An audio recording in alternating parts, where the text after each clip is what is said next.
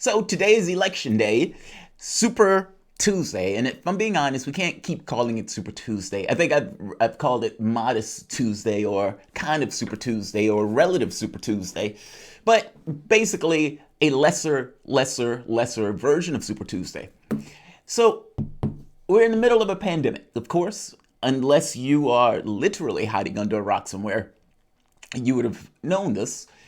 And there was some question about whether or not we should be having these primaries in the middle of this pandemic or whether or not we should push the elections, especially since the CDC has said people or no more than 50 people should be together, and due diligence and good sense will probably say that you should probably self-quarantine and not necessarily intentionally bunch yourself into groups, especially if it's something that can be postponed.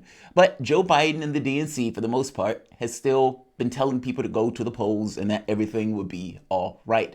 And easily, infinitely foreseeable, chaos ensues. I want to talk about the elections that are going to take place today. I want to briefly talk about the potential effects of the coronavirus on these elections. And I also kind of want to get into some of the steps that have been taken from other governors, meaning Ohio pushed through DeWine, I believe his name. Yeah, DeWine. He pushes through in order to get Ohio postponed. Now, initially, he tried to go through the courts. The judge essentially said no. But then another panel later on turned around and said yes. So Ohio, the elections that were supposed to be held today are going to be postponed. Georgia, Louisiana, and Kentucky have also went about postponing their elections. Here's the catch. The DNC is now threatening states that are pushing their primary process beyond June 9th, arguing or threatening that they could potentially lose delegates and suffer some kind of penalty if they're postponing the elections. So not only are you not canceling the elections, or at the very least postponing the elections, at least out to a point that is, I don't know, we have a better handle of the virus. Right now, we're a couple of weeks behind Italy, and as we know, Italy at this point is falling apart. We are less prepared than those countries, and they are falling apart. So maybe not the best idea in the world to have these elections today, but nevertheless, they're happening today. So I want to talk about it briefly. I mean, the polls started to close at 7 o'clock in certain locations. And so I want to get this in before those start to close. Welcome to a hunkered down, social distancing, in my cubbyhole, stuck at home. Welcome to the Soapbox.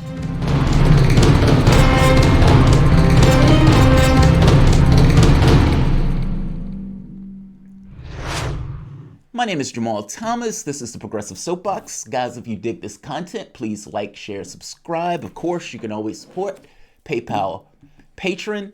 You know, oftentimes I do a lot of focus on the Democratic Party. And I do a lot of focus on the Democratic Party. I focus mostly on the Democratic Party because, to me, I have no expectations of the Republican Party. I assume that they're going to fuck me over. I absolutely, completely assume that their policies are geared towards the 1%. You don't believe me? Look at what Trump is doing at this moment. You have a literal pandemic. You have people who are going to start losing their jobs because, you know, the travel industry, the entertainment industry, all of these things are, for the most part, shutting down. There's a price war between the oil markets where the United States is getting decimated, or their shale production is getting decimated. Basically, a lot of these companies leveraged themselves down with debt. And as long as the price point worked for oil and gas, there was no issue. But with Saudi Arabia and Russia in a bidding war over this, the price collapsed. So you have all of these industries in the United States that are taking a hit. And people who are already vulnerable, the overwhelming majority didn't have $500 in the bank, are stuck at home. Yes, the white collar groups will be okay. They can store up money and they can store up food and all of these other supplies. But what about people who, for the most part, are living paycheck to paycheck and are in jobs where they can't just, you know, sit at home for X amount of time? Those people are going to suffer. It is absolutely clear that things like anti-eviction legislation,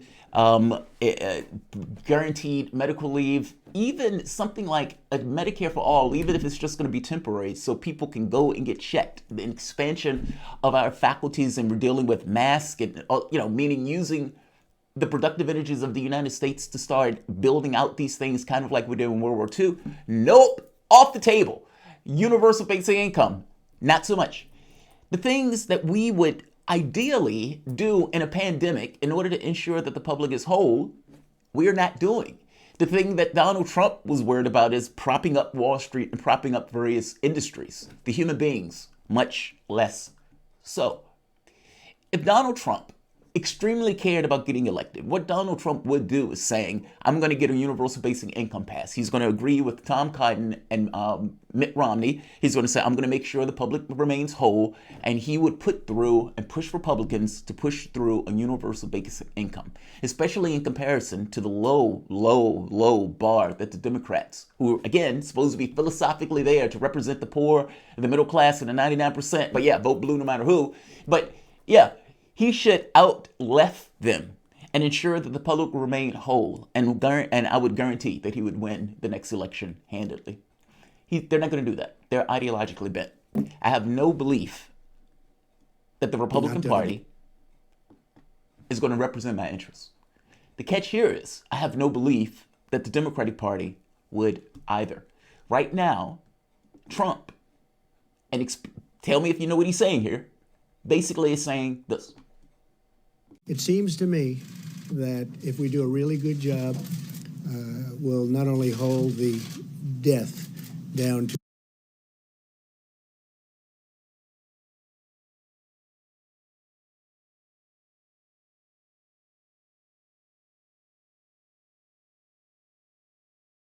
a level that is much lower than the other way, had we not done a good job. But people are talking about July, August, something like that. So it could be right in that period of time. That is as incoherent as Joe Biden. If we do a good job, as opposed to not doing a good job, we could keep the level of death. That's what it was. We could keep the level of death down to a level that would be better if we weren't doing a good job. This is the guy that is running point on the coronavirus issue, who was literally playing politics as opposed to preparing for this particular crisis. The deaths that result will be on Trump's head, especially since he's the one at point. He's the one that wanted to play politics. He's the one that didn't get the United States prepared. And he's the one who's not backing up the public itself, as opposed to looking out for the interests of the 1%. By the same token, Tom Perez and the DNC are also guilty of this. You're in the middle of a pandemic, and your elections are taking place. And yes, elections are important. Yes, those elections need to be held.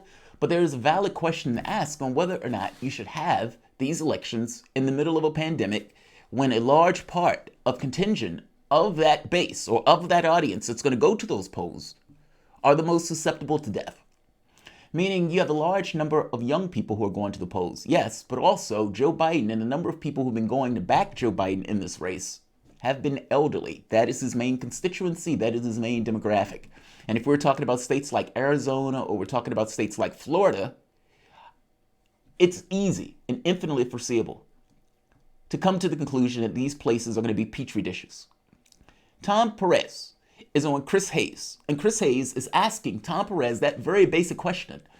Why are you continuing to have this? Why are you still pushing for these elections on this very specific day, when we are literally, many of these places, schools, restaurants have been shutting down? Why are you continuing to push with this process?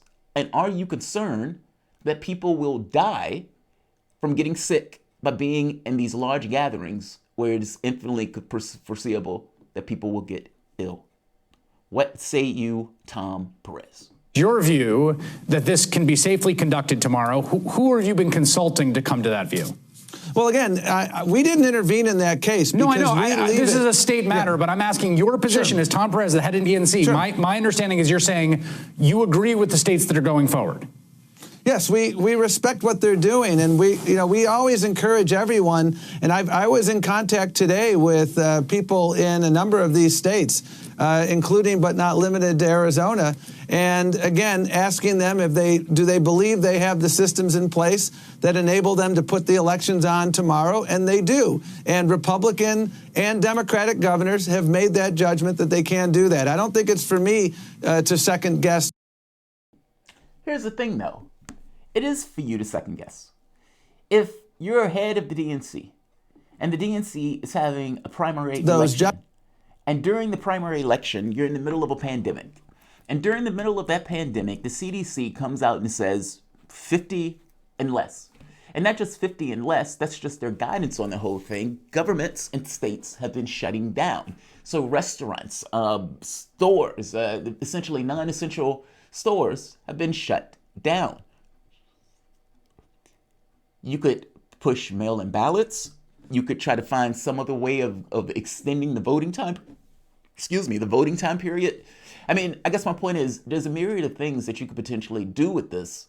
The notion that you're just going to proceed like everything is normal seems to be the worst case scenario, especially when, again, the demographic that is going to go and vote for Joe Biden potentially is the older demographic, the one that just so happens to be most susceptible to coming down with illness and dying as a result of it. Idris Elba will be okay. Tom Hanks will be okay. Aunt Angie Mae, who's pushing 70 and believes Joe Biden is going to save the world, she's wrong on both counts. A, he's not going to save the world, and B, she could lose her life making that worthless vote. Judgments, Chris. And so I respect that. And again, the point I'm making is there's a broader issue here. And that broader issue is we ought to make it easier for people to vote. It is your view. Yes, Tom, we should make it easier for people to vote. But that's a secondary issue as opposed to the highest priority, which is confronting us, which is, will people die in order to go make a worthless vote for Joe Biden? On a second point to this, and, just to kind of make this point that much more clear, there's been chaos at some of the polling locations. This is one of the locations, I don't exactly remember where, but 5/8 of the staff are elderly, and they're reporting that they don't have the things that they need, like cleaning supplies, or for that matter, even in some cases, you have people who just didn't show up to work because they were concerned about getting ill. Here's another case of people complaining, or this is what was taking place in the Illinois primary. This looks totally safe. Totally safe. Thanks, Tom Perez. This is effectively what is taking place in the Illinois primary.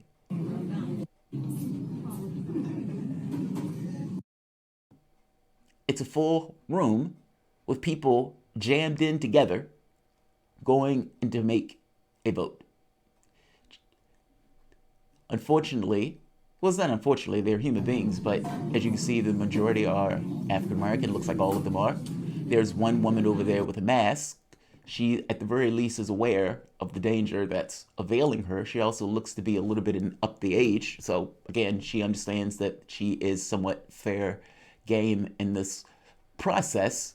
And instead of being disincentivized in going, the Democratic Party and Tom Perez, especially Joe Biden, has been giving misinformation, acting as if the people who are going to vote for him are going to be safe. I'm sorry, they are not. Here's another situation where this one is Arizona.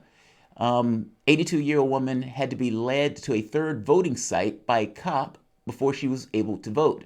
Now, again, part of the reasoning and the difficulty here is that many of the people at some of these locations just didn't show up, or they didn't have their cleaning supplies, or they didn't have enough cleaning supplies in order to make sure that places were clean and washed down.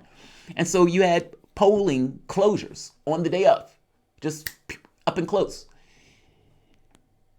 In this case, some Arizona polling sites closed over lack of workers and cleaning equipment. So this was a clusterfuck either way, and they continued to go along with this anyway. Listen to this woman's, I want to say testimony, but testimony may be too strong. This is just her eyewitness perspective. Because I went to Valley View, I went to another school down that way where we used to vote, and the police brought me. The police led you this way? Yeah. Now, she's wearing a mask, so at the very least she understands the threat and the danger associated with it. Everybody's not wearing a mask. Most of the people who you saw in that other clip were not wearing masks. It was only one. And even if all of them wanted to wear a mask, it's very possible that we don't have enough masks to go along anyway. We are woefully undersupplied, and at a time where we probably should be finding other ways to get the vote out, if indeed we're going to vote today, meaning whether it was sending the mail, whether it was extending voting times, meaning there could have been creative decisions to try to find ways that allow people to vote without allowing all of those people to be contaminated in this way. Not so much. Was that polling location closed? They didn't have anyone there, but they had said they changed them. Was the police officer there at the location? No, I went to Circle K to find out who knows where we vote at. And he was there, he said, I'll help you. Because I want. Basically, the cop told her, look, I'll help you find a voting place. And apparently she went to multiple locations. Either nobody was there or they didn't have the cleaning supplies in order to ensure that the voting locations were sanitary. This has been what has been taking place today across the United States in the Democratic primary. Yes, they could have came up with a different solution. No, they didn't come up with a different solution. So tonight, Florida, Arizona, and Illinois are going to go forward. Arizona, their polling closes at 9 and 10 p.m. Eastern. On Florida, that closes at 7 and 8 p.m. Eastern, and Illinois, 8 p.m. Eastern. So the election in Florida, some of the polling locations are closing now, meaning it is possible that we get a result relatively early on, considering that Joe Biden is leading by like 30 points in all of these states, 20 and 30 points. Here's the catch. The people who are putting Joe Biden over the finish line are elderly. It's the elderly population. Because it's the elderly population, it is very possible that they are perfectly aware that they are also the population that is most likely to die if they come in contact with the illness. I mean, if they come in contact with the virus. Meaning, if you are 70 years old and you think Joe Biden is going to win anyway, do you risk your life and limb to go out and put out a vote for Joe Biden? Will that create an incentive or a disincentive? And that's the catch. I think it creates a disincentive. And if it creates a disincentive, the question becomes, how much is that disincentive? The youth vote, the vote that Sanders needs in this race, they are less likely to be adversely affected by the coronavirus. It just kind of is what it is. And if they know that, which I'm pretty sure they do, would they be more inclined to go out and vote for Sanders? I think they would. Would that be more of a disincentive for older generation? I think it would. Now, whether or not those numbers are sufficient enough for Sanders to pull this out, or whether it's sufficient enough to draw this number in much closer than it would otherwise be, that's unclear. This is going to be an exit poll thing. But if my name is Joe Biden, I would at the very least assume or think that there could be a disincentive for elderly population to go out if they believe that they could somehow get infected and perish. So one of the most interesting things in this race today is going to be on whether or not there was a drop in the vote tally. By definition, you would almost expect that there would be. But the catch becomes, does that hurt one of the candidates more than the other? And if so, who is that candidate? That's what I'm curious about for today. Meaning in the election results. I'm curious to see whether or not these numbers are closer than they would otherwise be, which would somewhat indicate that Joe Biden was being adversely affected by the coronavirus. Again, this is his demographic. This is the demographic that he needs, and this is the demographic that just so happens to be most affected by it. Marcus will we be following Bob Schlehuber in 2024? Oh, Bernie Sanders in 2024, or have we learned? So, and there's another question on this one also. Devil Ham. Progressives need to make a true populist movement that focus on local races and primaries of long establishment figures. They're in the most dangerous enemy. They're the most dangerous enemy. And what is this? The Stunga 93, Buck Biden, fight for Sanders till the end. Yes, same here. Never Biden.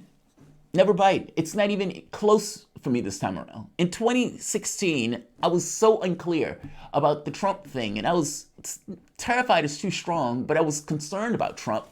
But I basically ended up on this notion that you cheated my guy, and the fact that you cheated my guy, the last thing I'm going to do is back you in that situation. Not to mention, nothing that I want in the standpoint of policy priorities are ever going to get accomplished by just backing somebody who's not for those policy priorities.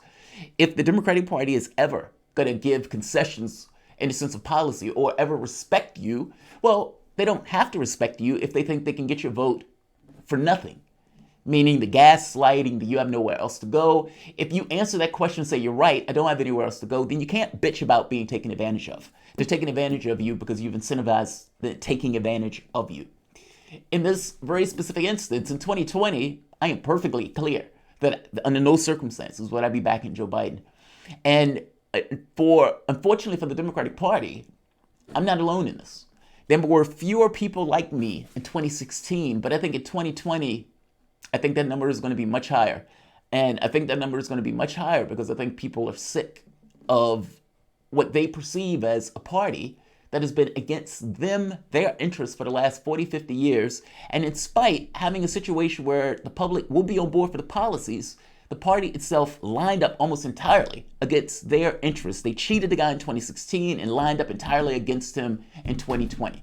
Now, if you are a lefty, you've been called effectively Nazis, you've been called Russian agents and Russian plants, you've been called racist, sexist, bros, all of that stuff.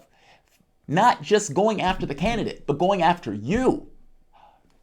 Why the fuck will you turn around and back the party that has talked about you and browbeat you and attacked you in so vicious ways?